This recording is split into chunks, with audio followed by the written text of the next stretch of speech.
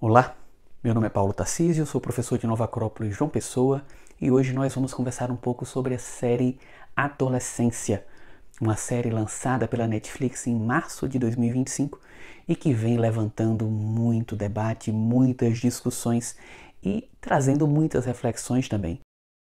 Tanto pela genialidade da forma como a série foi gravada, pela atuação dos atores, que foi excepcional, mas especialmente pelas perguntas que a série levanta. Essa é uma característica marcante dela, é uma série que se propõe muito mais a levantar perguntas do que trazer respostas. E hoje a gente vai conversar um pouco sobre algumas respostas para as perguntas que são levantadas na série, à luz da filosofia prática, em especial à luz da filosofia grega, da filosofia clássica.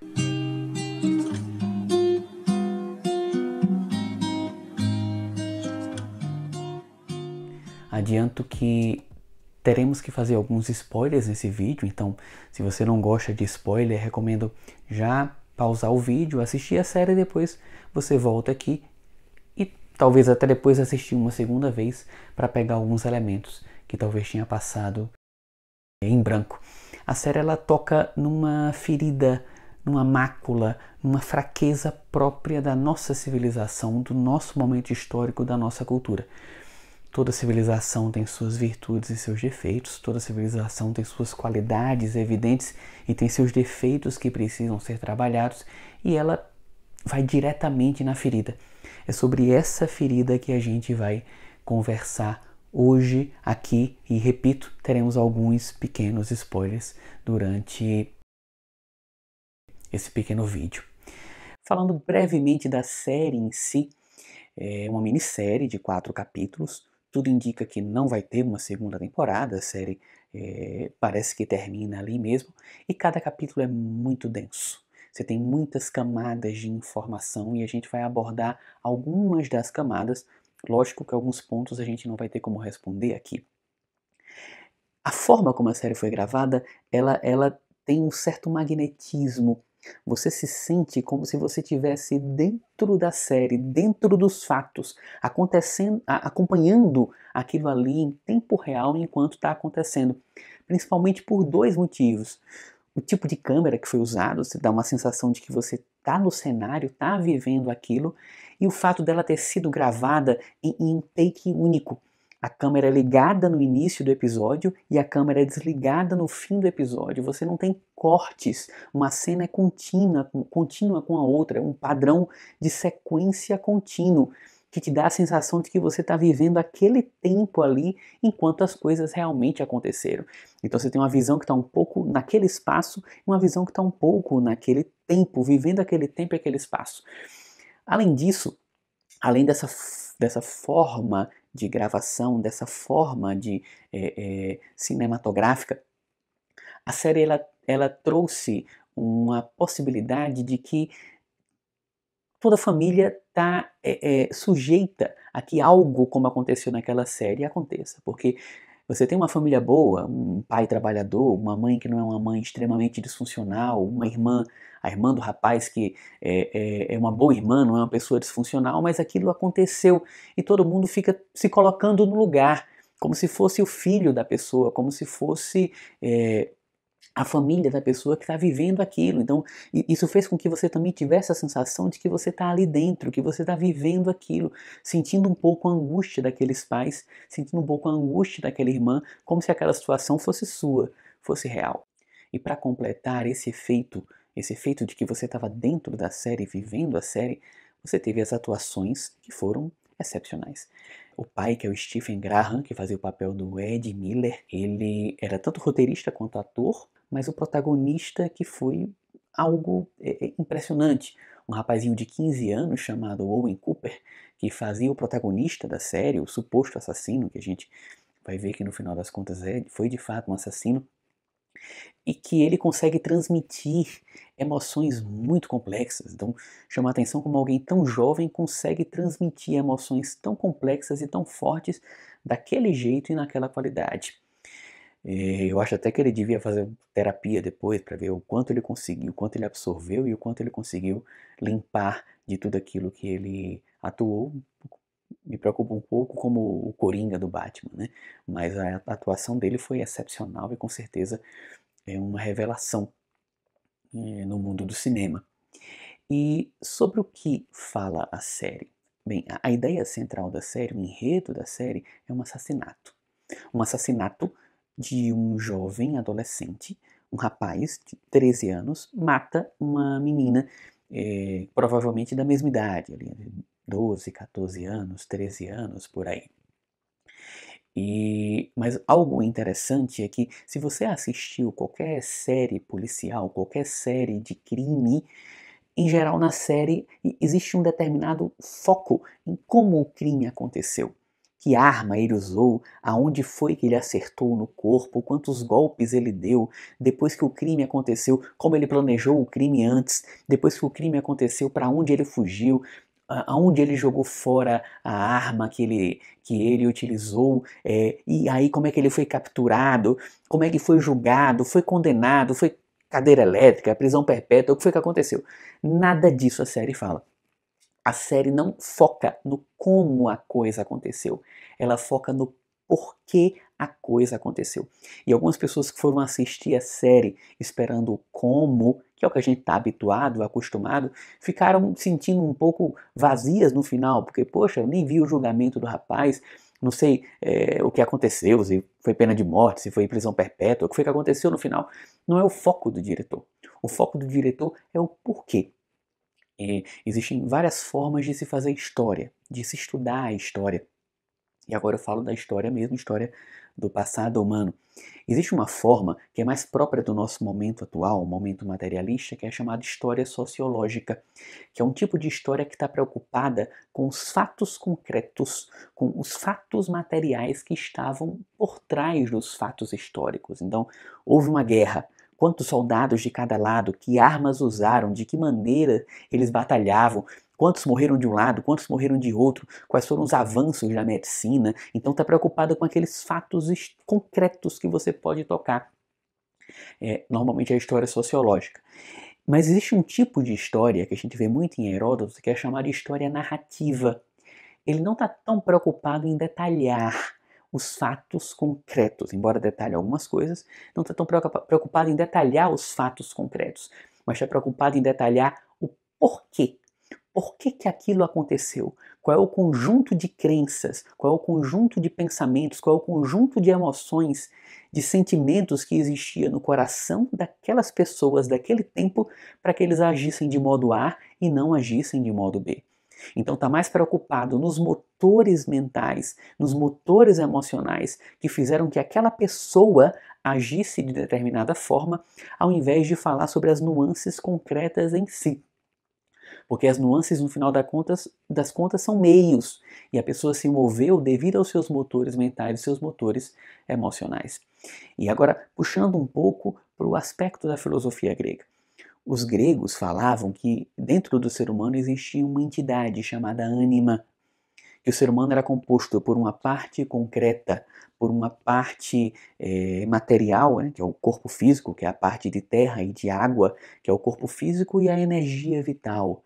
É aquilo que diferencia uma planta natural de uma planta artificial. É aquilo que diferencia um corpo vivo de um corpo morto. É a presença de energia vital. Mas além dessa parte concreta e dessa energia vital, que são terra e água, também existe uma ânima, que é aquilo que anima, que é aquilo que te move, que é aquilo que faz com que você faça certas coisas e não faça outras, que é aquilo que te atrai para determinadas coisas e faz com que você sinta repulsão por outras coisas, que é aquilo que faz com que você goste de certas coisas e outras não, que você compreenda certas coisas e outras você não compreenda. O nome disso é ânima. Então o corpo concreto era formado de terra e de água, e a ânima era formada de ar e de fogo. Quando você tem ânima, você é um ser animado. Quando você não tem ânima, você é um ser inanimado. Daí que vieram chamados objetos inanimados. Mas daí também que vem essa ideia de, não, fulano de tal está desanimado. Então, o que me faz agir de determinada forma e não de outra é o conjunto dos meus pensamentos e o conjunto das minhas emoções. É a minha ânima. Pensamentos é o meu mundo de fogo.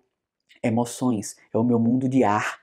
Então, quando os gregos falavam de terra, água, ar e fogo, não é essa terra que a gente pega. Terra é tudo aquilo que é concreto. Não é a água que a gente bebe, mas a energia vital que anima os seres vivos. O ar não é o ar que a gente respira, mas as emoções que nos movimentam, que nos motivam, que nos animam. E os pensamentos são feitos de fogo.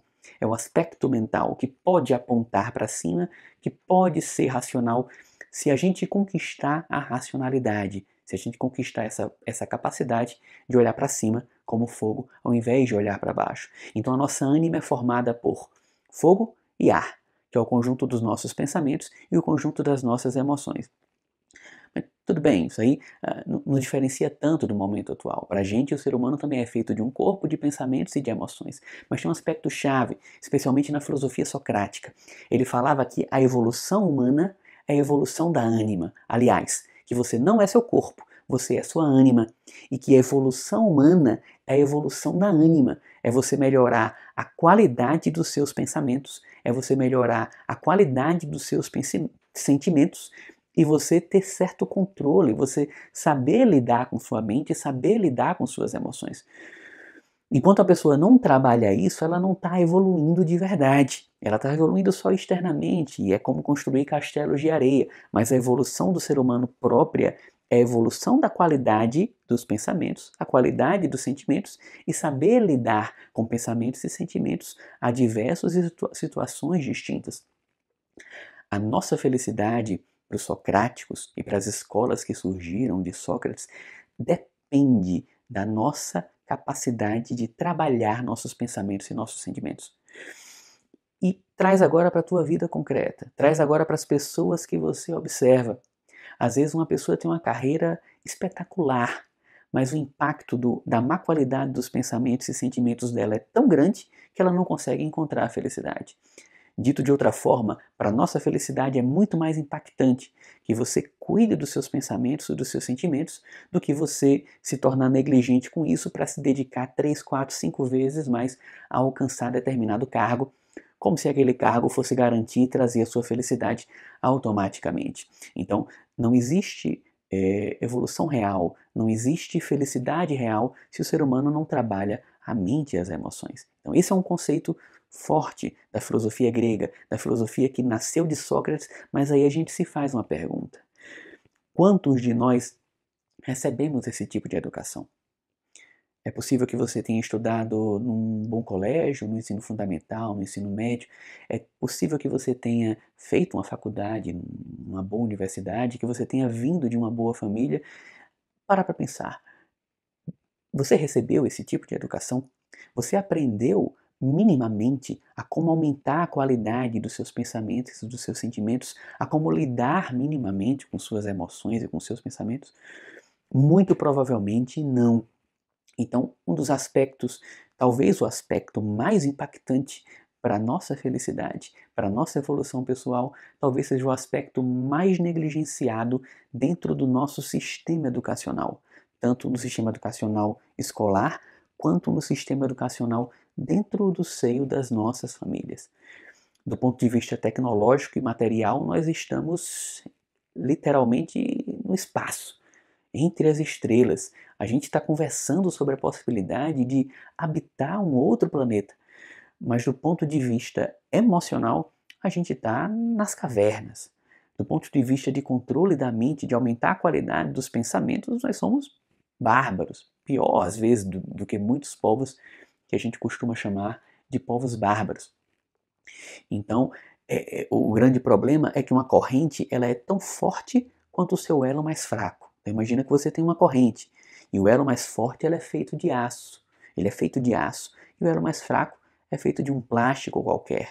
Na hora que você tensiona, não importa a dureza do aço, não importa a força do aço, a corrente vai romper no elo mais fraco. Internamente, o nosso elo mais fraco é nossos pensamentos e nossas emoções. E quando a vida aperta, é justamente nesse ponto que a gente rompe, é justamente nesse ponto que a gente quebra. Nossa sociedade já tem um certo grau de educação física. Nem sempre seguimos, mas como fazer atividade física, qual é a melhor maneira de se alimentar, o que é que a gente deve fazer, como fazer a higiene do nosso corpo, isso já está intrincado de certa forma na nossa cultura. Mas e a educação psicológica? E a educação mental? O quanto que isso está intrincado na nossa cultura? Não está intrincado. Então, se eu quero aprender uma profissão, eu vou aprender com aquelas pessoas que já fizeram e já exerceram aquela profissão. Se eu quero aprender a lidar com minha mente e minhas emoções, eu não vou tentar aprender com quem sabe fazer isso bem feito. Eu vou descobrindo por mim mesmo. E a gente sabe o resultado que isso traz. A gente sabe o resultado ruim e ineficaz que isso traz, porque o ser humano necessita de instrução para conseguir aprender certas coisas. Definitivamente, lidar com a mente e as emoções não é algo intuitivo, é algo que a gente precisa aprender, é algo que a gente precisa lidar. E esse é o principal ponto que é tratado dentro da série. Não existe uma educação mental, não existe uma educação psicológica de como lidar com frustrações, lidar com problema, lidar com os dilemas próprios da adolescência. E aquelas pessoas que deveriam dar isso, que são dois grupos que aparecem muito forte na série, que um é a família e outro é a escola, eu acho que primeiro, não tem o conteúdo para transmitir, segundo, não tem a conexão para transmitir e não sabe como transmitir, que é o que a gente vai falar daqui para diante. Então, em vários momentos, o foco da série é voltado para a família. O último episódio é quase completamente a dinâmica emocional e como a família está lidando ali com aquela situação de ter tido uma criança, o filho acusado de assassinato e tudo indica que realmente ele matou a jovem. Né? Mas em vários momentos, a ideia da série é mostrar que aquela família é uma família normal, é uma boa família, é uma família ok. Claro que não é uma família perfeita, mas em geral quando um tipo de crime bárbaro desse acontece, a gente procura uma justificativa. A primeira coisa que você procura é uma sociopatia, então que o rapaz fosse um psicopata. Eu sou médico, mas não sou psiquiatra, sou médico anestesista, mas conversei com vários colegas psiquiatras sobre a série e eles falavam que a personagem não aparentava ter traços de sociopatia.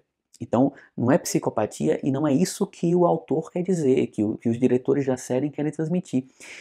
Quando a pessoa não é psicopata, que é um aspecto que tem uma influência genética muito forte, vai procurar uma família disfuncional. Um pai que é extremamente agressivo, um pai que é altamente misógino e altamente machista, um pai que batia na criança, ou uma mãe que é alcoólatra e que usava medicações, uma mãe disfuncional. Nada disso tinha na família. Teve alguma outra cena, uma cena ou outra, que o pai foi um pouco agressivo com a mãe, foi um agressivo naquela cena do carro, que ele pega a tinta e joga no carro, mas se coloca no lugar. Seu filho de 13 anos foi preso por um assassinato.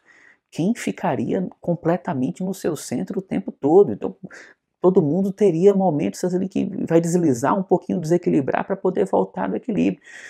Ele tem algum grau ali de machismo, tá, mas não é algo muito além do que a maior parte das pessoas tem. Então, não justificaria, mesmo que ele tenha, não justificaria que o filho fizesse isso. Então, tanto nas cenas em que a família é focada, quanto na cena da psicóloga com a criança, em que ela o tempo todo está procurando entender, ver se existe alguma raiz na forma como o pai trata as mulheres, a forma como ele vê a mãe, a forma como ele vê a irmã, que explica, não tem nada disso.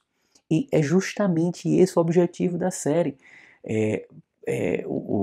Nos comentários que o diretor e os autores fizeram, eles falaram que eles não fizeram uma série baseada em um assassinato específico. Embora tenham pessoas que digam que foi baseado no assassinato A, no assassinato B, mas que ele pegou uma série de assassinatos desse tipo, de jovens que vinham de uma família regular, uma família ok, que não é extremamente disfuncional, um contexto de vida é, é, é, coerente com aquilo que a nossa sociedade propõe, aquilo que a nossa sociedade diz que é o correto, de escolas bobas, às vezes escolas privadas ou boas escolas públicas, e mesmo assim cometem crimes. Então ele fez um pouco que um apanhado de características de diversos crimes desse tipo para compor esse crime ficcional, e foi isso que ele quis mostrar, que a gente tem um estilo de sociedade, um estilo de educação que não educa as pessoas para lidarem com as pequenas batalhas, os pequenos traumas, as pequenas agressões que às vezes isoladamente não mudam a vida da pessoa, mas elas vão se somando e vão alterando a conformação da mente. Então, a psiquiatria tem um termo que é o transtorno de estresse pós-traumático complexo. Quando a gente pensa no pós-traumático, a gente pensa em alguém que foi para a guerra e que voltou de maneira bastante afetado da guerra. Mas o que se percebeu é que uma pessoa não precisa de um grande trauma para ter um transtorno de estresse pós-traumático. Às vezes o somatório de vários pequenos traumas, e a pessoa não sabe lidar com esses vários pequenos traumas, vão alterando a conformação da mente e fazendo com que a pessoa tenha sintomas muito parecidos com aqueles de alguém que foi para uma guerra, viveu situações extremas e depois voltou. Então a falta de educação emocional, a falta de conexão entre a família e a criança para transmitir como lidar com essas coisas é o ponto central da série. Um aspecto muito importante que a gente precisa perceber é que a nossa matéria-prima, agora eu estou falando da gente como ser humano, para que você faça qualquer coisa crescer e dar certo na sua vida, é tempo e atenção. Se você quiser que algo floresça na sua vida e dê certo, dedique tempo e atenção àquilo. Então, se você quer crescer muito profissionalmente, você vai ter que dedicar tempo e atenção para isso. Se você quer modificar o seu corpo físico e chegar em determinado corpo físico, você vai ter que dedicar tempo e atenção para isso. Se você quer que sua família floresça, que seu casamento melhore, que o seu relacionamento com seus filhos melhore, você vai ter que dedicar tempo e atenção.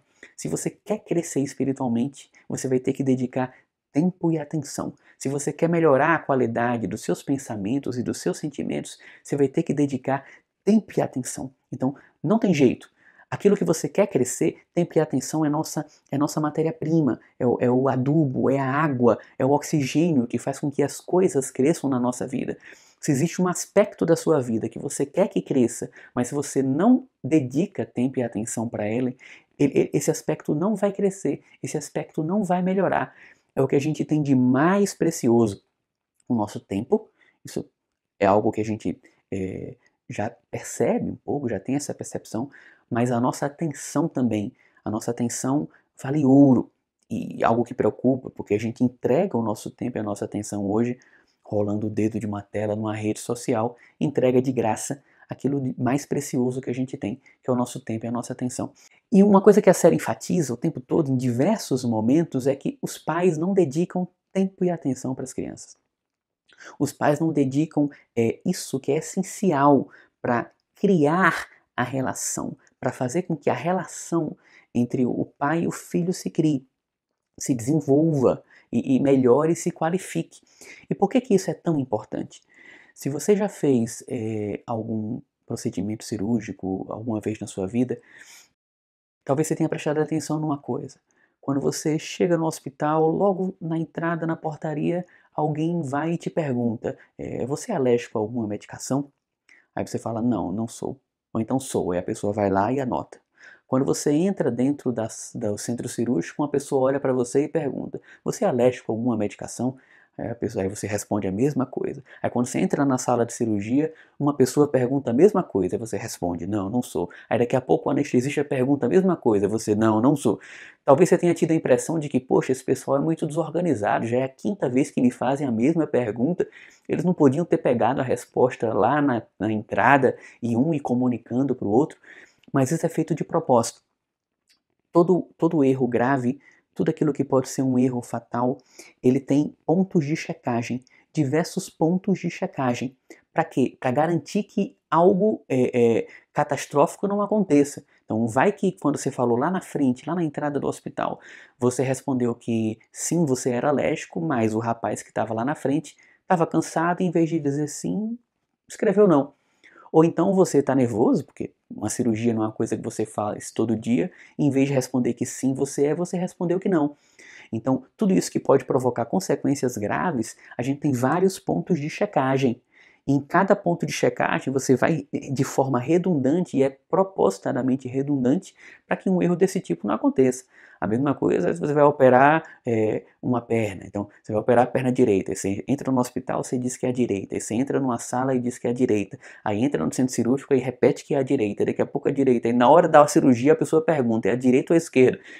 A tendência é que a pessoa fica até com medo, né? Poxa, a pessoa nem sabe qual é a perna que vai operar, tá tirando a dúvida agora. Na verdade, a pessoa que está perguntando já sabe. Ela já leu e ela está confirmando com você. Por quê? Porque existem pontos de checagem para que erros desse tipo não aconteçam. E o que é que isso tem a ver com a série? O fato de um pai, o fato de uma mãe dar atenção, não é muita atenção, mas é um pouco de atenção todos os dias, de atenção qualificada, de chegar e perguntar: como foi seu dia? O que é que você fez hoje? O que foi que aconteceu na escola? O que foi que você aprendeu? E começa a tentar entrar ali 20 minutos por dia, é um ponto de checagem diário. Ninguém é uma criança comum e se torna uma assassina do dia para a noite. Ninguém começa a sofrer um bullying hoje e entra numa depressão profunda do dia para a noite. Isso é um processo que acontece. Que se a gente tivesse pontos de checagem no caminho, a gente iria perceber antes que a coisa se tornasse grave. Então, você na conversa aí talvez a criança, o jovem trouxesse que teve uma dificuldade, que estão falando tal coisa para ele, e é esse ponto de checagem que é filho da nossa atenção, que é filho do nosso tempo. Ou seja, eu só percebi porque eu tô checando todos os dias um pouquinho, 15 minutos, 20 minutos de qualidade, conversando, tentando entrar no mundo, na realidade dele. Faz com que essas coisas não aconteçam do nada, porque essas coisas raramente acontecem do nada. Em geral, elas são um processo contínuo, um processo de deterioração, que como a gente estava desligado, a gente não percebe quando acontece. Quando a gente ama realmente uma pessoa e está conectado com a pessoa, quando a pessoa está mal, a gente sabe que ela está mal. Então a pessoa está sorrindo, está brincando, está contando piada, você olha assim e fala: fulano não está bem. Aí alguém escuta: mas como assim? Ele está ali brincando. Eu falei: eu conheço, ele não está bem. Aí você chega para a pessoa e pergunta: o que foi que aconteceu? Que você não está bem. Aí a pessoa está rindo: como assim eu não estou bem? Eu estou aqui rindo, brincando. Eu te conheço, o que foi que aconteceu? Aí a pessoa, nessas situações, ela pega e se abre. Se você dedica tempo e atenção para o seu relacionamento, a probabilidade com seu filho, isso vale para cônjuges e amigos também, a probabilidade de que uma situação extrema dessa aconteça, que você passe por todos os pontos de checagem e não perceba, é muito pequena. Então, a série enfatiza o tempo todo isso. Os pais são bons pais.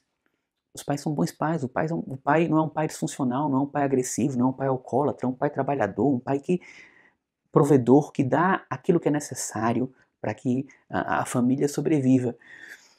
Mas não existe atenção, não existe tempo dedicado para refinar esse relacionamento. Uma outra relação pai-filho em que isso aparece é a do investigador. O investigador está lá na escola e aí o filho dele, que estuda naquela escola, vai conversar com o pai e você percebe que não existe conexão. Não existe conexão entre o pai e o filho. Aí no final, o pai parece que um pouco percebe isso. Aí chama o filho para almoçar. O filho até se assusta com o convite de almoço do pai investigador.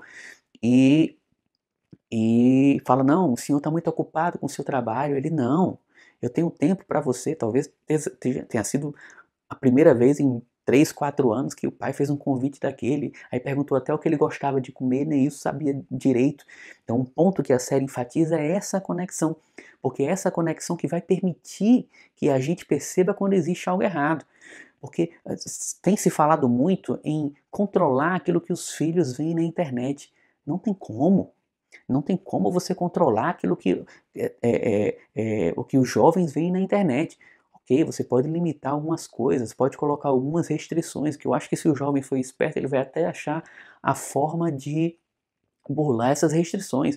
Mas você teria que assistir o dia todo aquilo que o jovem está assistindo. Então, controlar isso não tem como.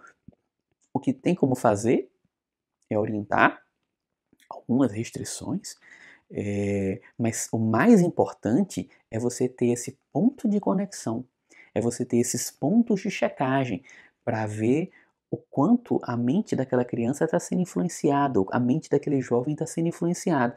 Então, criar esse relacionamento, criar esses pontos de checagem é essencial. E a gente está enfatizando aqui a relação entre pais e filhos, mas isso vale também para a relação entre cônjuges, para qualquer relação que a gente queira que floresça, queira que dê certo. Nas últimas semanas, a professora Lúcia gravou um vídeo maravilhoso sobre chaves da filosofia para você melhorar a sua relação, tanto relações familiares quanto relações de amizade, relações profissionais. Vamos colocar o card aqui para quem queira assistir a palestra da professora Lúcia, mas teve 3 pontos principais que eu guardei no coração, que para que um relacionamento seja bom, ele precisa de 3 aspectos. Primeiro, tem que ter um grau de conexão, tem que ter um grau de proximidade, que é isso que a gente falou até agora. Você tem que dedicar tempo para qualificar, não é só dedicar tempo, é dedicar tempo qualificado para aquela relação. Mas tem que ter um certo grau de distância, que ela chamou de privacidade. Então existem aspectos da vida daquela pessoa que eu não tenho direito a entrar. Mesmo que seja meu cônjuge, mesmo que seja meu filho, mesmo que seja o meu melhor amigo, existe uma distância saudável. É como a distância entre a Terra e o Sol. Se a Terra tivesse um pouquinho mais próxima do Sol, não haveria vida. Se a Terra tivesse um pouquinho mais distante do Sol, não haveria vida. Existe uma distância justa entre a Terra e o Sol, que é a distância que dá vida. A mesma coisa acontece entre nós e todas as pessoas. Existe uma distância justa para todas as pessoas, que se você está mais perto, aquilo é patológico, aquilo não é saudável. Mas se você está mais distante, aquilo é patológico, não é saudável, não vai ter vida, nem se está muito perto, nem se está muito distante. Existe uma proximidade justa. Existe uma distância justa para que a vida floresça e para que a vida dê certo. Ah, isso é muito difícil. É difícil, né? Cuidar da saúde é difícil, cuidar da doença também é difícil. A gente tem que escolher qual difícil a gente quer. Então, cuidar de relacionamento, trabalhar para que um relacionamento seja bom é difícil, mas viver cheio de relacionamentos ruins, isso também é difícil. Você vai ter que escolher qual difícil você quer na sua vida, qual dos dois. A qualidade dos nossos relacionamentos também é essencial para que a gente seja feliz. Não é tanta quantidade, sobretudo a qualidade dos nossos relacionamentos. Então tem que ter um grau de proximidade, tem que ter também um grau de distância, privacidade, que é a distância justa de todas as coisas. Mas tem um terceiro elemento que é essencial e que tem que estar presente também aqui na relação entre pais e filhos, que é a formalidade. Formalidade não é forma vazia, é você encontrar a forma certa de tratar cada pessoa. E aqui, em especial, eu enfatizo a forma que aquela pessoa se sente amada. É uma necessidade essencial no ser humano, a necessidade de se sentir amado, de se sentir querido, de se sentir aceito e respeitado como ele é. Isso é uma necessidade que é imperiosa dentro de nós seres humanos. Quem não percebeu isso ainda é dominado por isso e nem percebe o quanto é dominado por isso. Só que cada pessoa tem uma forma de se sentir amada. Tem gente que se sente amada quando você chega para ela e fala, eu te amo. Tem gente que você dizer um eu te amo não vai ter valor nenhum. Tem gente que se sente amada quando você faz alguma coisa por ela, dedica seu tempo para ela. Tem gente que se você fizer isso, a pessoa não vai sentir nada. A gente deveria perceber, primeiro, qual é a forma que a gente se sente amado, para que a gente possa se conhecer. Segundo, as pessoas que a gente quer se relacionar, qual é a forma que aquela pessoa se sente amada, que ela se sente querida, que ela se sente alimentada, e dar isso. Agora, a pior coisa que a gente pode fazer é, minha forma de amar é essa. Isso é terrível. significa que está faltando formalidade. Então você ama aquela pessoa, mas aquela pessoa não vai se sentir amada por você. E ela vai procurar esse amor em outro lugar. E nem sempre quem vai dar isso de fato gosta da pessoa. Vai dar esse alimento emocional que a pessoa necessita e, e às vezes usa isso para manipular a pessoa. Então isso é muito perigoso. Então se o pai não dá atenção para o filho, o traficante da praça vai dar. Se o pai não admira, não brinca, não se diverte com ele, o traficante da praça vai fazer isso. Então essa falta de formalidade, de encontrar a forma adequada de lidar com cada pessoa, qual é a forma que essa pessoa se sente amada e oferecer isso. A falar, mas eu não me sinto bem. Vamos supor que a pessoa se sente bem sendo tocada, ou se sente bem, se sente amada quando você fala e que ama. A pessoa, mas eu não me sinto bem falando eu te amo. Problema seu. Desenvolva a capacidade, desenvolva isso. O amor com A maiúsculo não é espontâneo. O amor com A maiúsculo ele é construído. Eu não posso limitar minha relação com as pessoas. Claro, se alguém me pedir para fazer uma coisa muito errada, né? Aí eu não vou fazer para agradar a pessoa. Mas aprender a dizer um eu te amo, a gente pode aprender a fazer isso. A gente pode e deve aprender a fazer. Por quê? Porque é importante para a pessoa. Ah, mas não é importante para mim. Mas para a pessoa é importante. Para ela é importante, então por ela eu vou fazer, porque ela tem necessidade de se sentir amada. Se a pessoa não se sente amada dentro da família dela, não é o fato, não é que ela não é amada, é que ela não se sente amada, porque não existe formalidade, não existe essa conexão, não existe essa transmissão entre quem ama e a outra pessoa, em especial se uma criança, um adolescente, ele vai procurar isso em outro lugar. E na verdade ele não vai encontrar um verdadeiro amor, ele vai encontrar migalhas. Migalhas de aceitação, migalhas de afeto, e não necessariamente com pessoas boas. Às vezes com pessoas más que querem manipular e querem enganar o jovem, querem enganar a criança. Então, um dos pontos mais enfatizados na série é essa falta de conexão que existe entre os pais e os filhos, tanto na família do Jamie, que é o assassino, quanto na família do próprio investigador com o filho dele. Então, a série queria enfatizar isso. A raiz do problema, uma das raízes do problema, não é uma doença que tem uma raiz só, é a falta de conexão entre pais e filhos. Mas tem um segundo problema também, que mesmo que existisse conexão, se não houver esse segundo aspecto, talvez não funcione também, que é você ter o que ensinar. Então, para você ensinar seu filho está sofrendo ali com uma situação difícil na escola dele, para você ensinar ele a como lidar com aquela situação, você vai ter que saber como lidar com as situações difíceis do seu trabalho. Então, ter filho é um compromisso de crescimento. Eu preciso crescer para ter o que ensinar. Por um tempo, quando a criança é muito pequena, você pode usar o faço o que eu digo, mas não faço o que eu faço. Você pode usar o autoritarismo, faça porque eu estou mandando. Mas muito breve aquilo deixa de funcionar. E se o jovem não observar que existe uma dissociação entre aquilo que você diz e aquilo que você faz, ele não vai respeitar aquilo que você diz. Então, eu tenho que conquistar a admiração.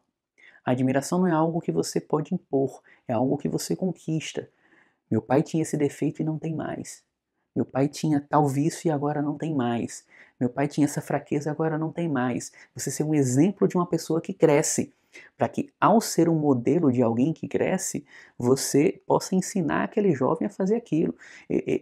Meu pai tinha uma dificuldade e aprendeu a lidar com aquela dificuldade. Então, nas conversas isso também precisa ser transmitido. Para quê? Para que você seja um exemplo. Como é que você exige que ele cresça e evolua se você não cresce e evolui? Ou a gente acha que já está num patamar que não precisa mais crescer e não precisa evoluir. Então a gente precisa de cada vez mais conteúdo. A melhor coisa que podemos fazer pelas pessoas que amamos é crescer, é evoluir. Porque na hora que eu cresço e evoluo, eu posso inspirar aquela pessoa a crescer e evoluir também. Eu posso dar a ela uma perspectiva. Então eu preciso ter o que passar e ter cada vez mais o que passar.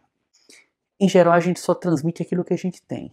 Você não tem como transmitir uma coisa que você não tem. Então, a única forma de uma pessoa que não recebeu transmitir isso ela procurar em um outro lugar para ter o que transmitir, para ter o que buscar. Então, vamos supor que você não recebeu isso dos seus pais, não recebeu esse tipo de educação, não recebeu esse modelo de eu quero ser um ser humano cada vez melhor, eu quero vencer minhas dificuldades, eu quero vencer minhas emoções negativas, eu quero melhorar a qualidade dos meus pensamentos e sentimentos.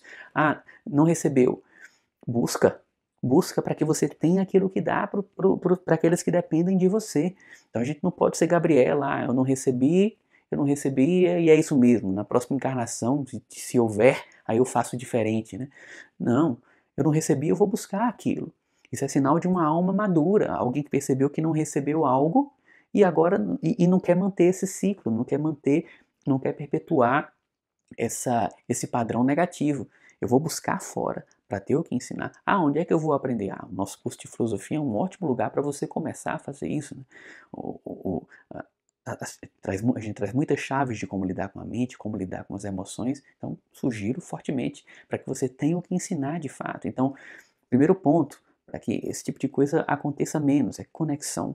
Segundo, conexão de qualidade. Segundo, ter o que ensinar para que meu filho cresça, para que a pessoa que eu amo cresça, eu tenho que ser uma pessoa que dá exemplo de crescimento, que dá exemplo de superação. As pessoas vão admirar você pela sua, não por aquilo que você é, mas pelo fato de você ser melhor a cada dia. E aí vão te admirar por causa disso e vão respeitar a sua opinião. Você vai ganhar o direito de dar a sua opinião. Então, vai ter a opinião dos colegas da escola, vai ter a opinião da internet, vai ter a opinião de fulano, vai ter a opinião do ciclano, mas vai ter a sua opinião, que é uma pessoa que ele admira. Admira por quem você é, pelo exemplo que você dá de vida. Então, falamos sobre esse sentimento humano, praticamente todos os seres humanos, eu só não digo que é de todos, porque não existem absolutos, que é de se sentir amado. Existe um outro sentimento muito forte no ser humano, que é a necessidade de pertencer a algo maior do que ele. É uma necessidade de você não viver só pelo seu umbigo, que você pertença a algo que é maior do que você. Por isso que às vezes alguém entra num grupo violento, num grupo às vezes uma dessas falsas torcidas organizadas ou grupos violentos, porque você tem a necessidade de pertencer a algo maior do que você e às vezes para aquela pessoa a única coisa que apareceu foi essa.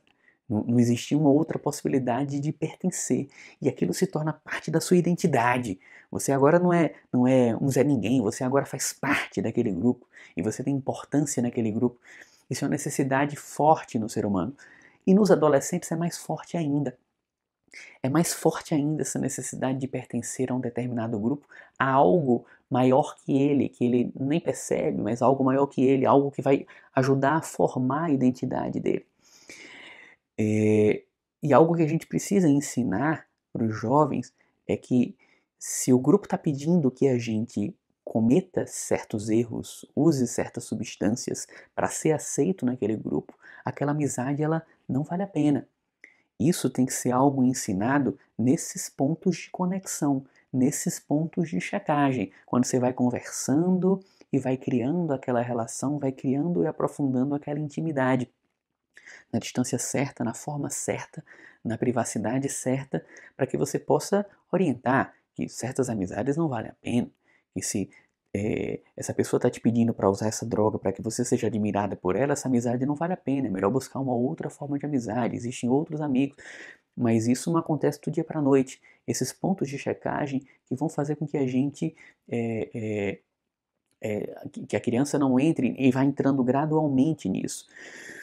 Porque o que acontece? Quando você entra num grupo desse, em geral esses grupos têm esse efeito que é parecido com o efeito do algoritmo do YouTube, o algoritmo do Instagram, né?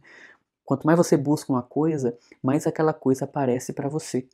Quanto mais você busca uma forma de pensar, uma opinião, mais aquela opinião aparece para você. E aparece mais e mais e mais, e aí você cria uma bolha. Então é mais ou menos assim, se todo mundo ao seu redor pensa de determinada forma e age de determinada forma, aquela forma vai ser normal para você. Todos nós somos assim como seres humanos. Em geral, a gente olha como as pessoas ao nosso redor agem e a partir daí a gente cria um conceito do que é normal, da forma normal de se agir. Se você cria uma bolha negativa, vamos supor uma bolha de agressividade, e o tempo todo você está vendo ali agressividade, agressividade, agressividade. Daqui a um tempo, ser agressivo se torna uma coisa normal para você. Parece que para você não é uma coisa tão absurda assim, que foi um pouco do sentimento que o Jamie passou na entrevista com a psicóloga. Parecia que ele não sabia exatamente a gravidade do que ele tinha feito. Parecia que a menina, de certa forma, merecia aquilo que ele fez. Por quê? Porque ele estava dentro de uma bolha dessa e cada vez mais esse tipo de pensamento de violência, violência, violência. A gente está falando disso agora no o grupo dos incel, né, que é os celibatários involuntários, mas não acontece só aí, tem vários grupos desse tipo que ficam cultivando determinados pensamentos de ódio, de rancor. Isso acontece na religião, acontece na ciência, acontece na política e acontece entre os adolescentes também. Mas, de novo, um jovem não entra nesse grupo e se torna completamente contaminado por essa forma de pensar do dia para a noite. A mente dele vai se transformando gradualmente, vai se transformando aos poucos. Não é um vídeo que transforma um rapaz psicologicamente saudável num rapaz doente. Por isso a importância desses pontos de checagem, para que a gente acompanhe o que está acontecendo de verdade e que não vá perceber só quando a coisa está perto de estourar, ou quando a coisa já está tão avançada que é difícil você desconstruir. Recapitulando, eu preciso ter educação emocional, mas a educação emocional basicamente vem da família e da escola. A gente falou da família, só que tem dois pontos principais. Primeiro, a família não está conectada com o jovem. Segundo, será que as pessoas daquela família têm conteúdo para ensinar? Será que elas sabem ensinar para aquela criança, para aquele jovem, como lidar com pensamentos e emoções negativas? E então é o outro ponto. Agora vem a outra perna, que é a escola, né? Que a escola poderia complementar. Eu acredito que a escola não substitui esse papel da família, mas poderia complementar esse papel da família. As cenas que aparece a escola me pareceu muito mais um presídio do que uma escola. Primeiro, assim como os pais não estavam conectados com os adolescentes, os professores também não estavam. Você percebeu isso? E essa é uma das mensagens principais que a série quer passar. Conexão com os adolescentes. As pessoas não percebiam o mundo dos adolescentes, era um mundo à parte que ninguém entendia. Tanto que na cena do investigador, o investigador tá na escola tentando procurar indícios, informações que expliquem o que aconteceu. E ninguém dá bola para ele. Até que uma hora o filho dele, que era um estudante da escola, chegava para o pai e fala: pai, eu cansei de ele ver passar vergonha, o senhor não está entendendo nada do que está acontecendo. E aí o filho foi explicar para o pai os jogos das redes sociais, o significado do Red Pill, o significado dos símbolos usados nas conversas e nos diálogos, que mudavam completamente o significado das conversas, o significado daquilo que se dizia, por causa dos emojis que eram usados nas conversas. E aí o interessante é que os professores não estão conectados com os alunos. Os professores também não sabem lidar com suas próprias emoções. Tem até uma cena de um professor que está frustrado ali, você vê que ele está cansado, não queria estar ali. Então são pessoas que quem deveria ensinar como lidar não sabe lidar. Então não tem o canal para lidar, que é a conexão, e não tem o conteúdo também para lidar, que é a conexão. E não tem a percepção de onde o jovem está. Porque uma das chaves da pedagogia é que para você ensinar para uma pessoa, você tem que perceber o ponto que a pessoa está e vibrar de maneira não é de maneira igual, mas é de maneira coerente, de maneira similar. Então, por exemplo, a nota musical Dó, a frequência dela é 32. Então, vibrar com essa nota não seria vibrar com 32, mas vibrar com 320, com 6.400. Você tem que vibrar de uma forma similar àquela pessoa para que você possa transmitir para ela. Se você vibra de forma muito diferente, essa conexão e esse canal não é criado. Não existe essa conexão e esse canal. Não é vibrar igual. E a gente intui um pouco isso. Quando a gente vai falar com uma criança, a gente se abaixa para ficar mais ou menos na altura da criança, afina um pouco a voz para que pareça mais com a voz da criança, tenta falar um pouco como se fosse ela, com as fantasias dela, para tentar criar uma conexão. Tem gente que faz isso de maneira muito intuitiva, né? Outras pessoas têm mais dificuldade. O adolescente também precisa disso, mas se toda vez que a criança faz birra eu faço birra também, aí eu estou vibrando na frequência igual, né? Tenho que vibrar na frequência igual, tenho que vibrar numa frequência coerente, uma frequência similar, que permita essa ressonância. A mesma coisa com o adolescente, você vai ver que os professores não têm essa conexão. Os professores, eles não têm, e também não têm tanto o que ensinar. Não sabem, nas cenas os professores parecem mais perdidos do que os próprios alunos. Então não sabe muito bem como lidar com as emoções, então nem tem um canal, nem tem um conteúdo para ensinar aquilo que precisa ser ensinado. Então, o jovem está perdido. Ele vai entrar em contato com todas essas emoções, mas não tem a família para ajudar, e não é que a família seja má, a família faz exatamente o que a sociedade diz para ele fazer, não é que a escola seja má, a escola faz exatamente o que a sociedade diz para ela fazer, que é, se fosse aqui no Brasil, seria passar no Enem. Então a família provedora, que paga o plano de saúde, paga uma escola boa, privada, que dá alimentação, dá uma viagem internacional por ano, e dá isso, dá roupa, não sei o que lá, mas não dá afeto. Não dá afeto qualificado, não dá conexão, não dá ensinamento, não dá exemplo, não dá modelos. A escola é a mesma coisa, te faz passar no vestibular, mas é só isso, se limita a isso. Então ele fica sozinho e ninguém ao redor dele sabe lidar com aquelas emoções. Como é que ele vai lidar com aquilo? Aquilo vai acumulando, mais ou menos como uma água que vai acumulando no telhado, até que uma hora estoura. Tanto que nas reportagens que o diretor deu, os criadores da série deram, ele falou, quem é o culpado por aquilo? Toda a sociedade é culpada. Porque se você seguir o modelo de vida que a sociedade propõe, isso vai acontecer. Então é um modelo de sociedade que vai ter como efeito colateral isso. Porque a gente está criando homens e mulheres analfabetos emocionais. Analfabetos sobre como lidar com a mente e com as emoções. E volta e meia vai pipocar uma coisa assim. Volta e meia vai pipocar um tipo de crime desse tipo como produto dessa falta de educação social que a gente tem, dessa falta de educação na sociedade. Então, os pontos principais que a gente gostaria de enfatizar são esses. A conexão entre você e a pessoa que você ama. Vamos tirar da relação pai-filho, mas qualquer pessoa que você queira. Segundo, você tem que conquistar a admiração daquela pessoa. Como é que eu faço isso? Cresça, evolua, se supere, conquiste o direito de falar, o direito moral de falar, não porque você impôs, mas porque você é uma pessoa que a outra pessoa admira e quer estar perto de você. Tem esses pontos de checagem. Se conecte de fato com as pessoas, porque a pessoa ela não degringola de uma psique saudável para uma psique doente do dia para a noite. Isso vai acontecendo gradualmente. E se você atua aqui no começo é muito mais fácil do que você curar. E aceitar que não tem como controlar o que os jovens veem na internet.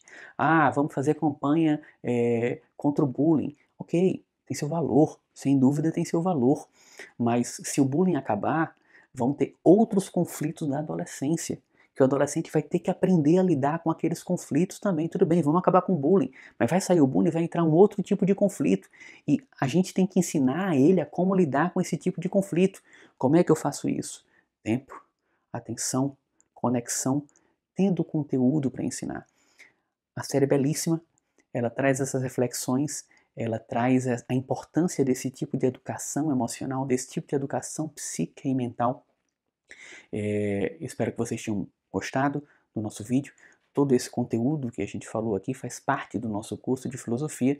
Recomendo que você procure a escola de filosofia mais perto de você para que esse aprendizado possa ser sistemático na sua vida. Muito obrigado pela atenção e até breve.